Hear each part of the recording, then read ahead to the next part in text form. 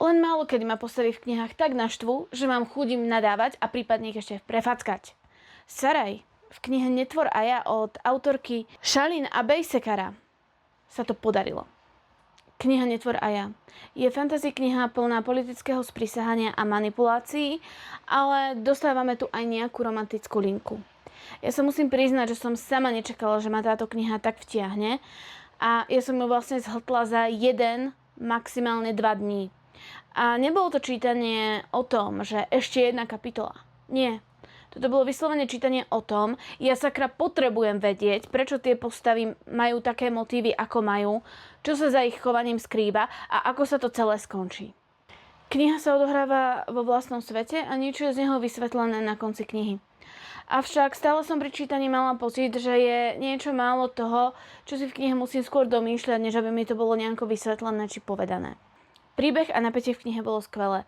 Romantická linka mi prišla úprimne trošku sekundárnejšia a prevládal mi ten fantasy prvok a tie politické mafinácie a podobné veci tam.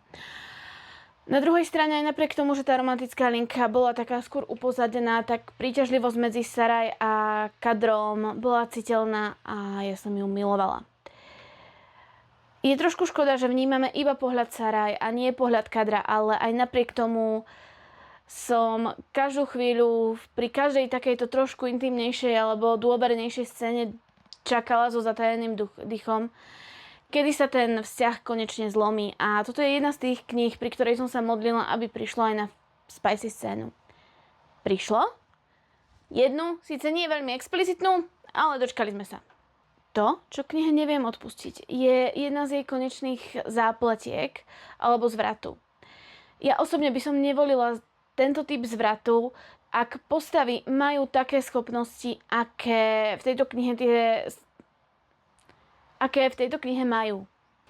Úplne na rovinu, keby hlúposť kvitla, tak Saraj je hotová botanická záhrada a to všetko len kvôli tomuto jednému zvratu, tejto jednej zápletke, tejto jednej scéne.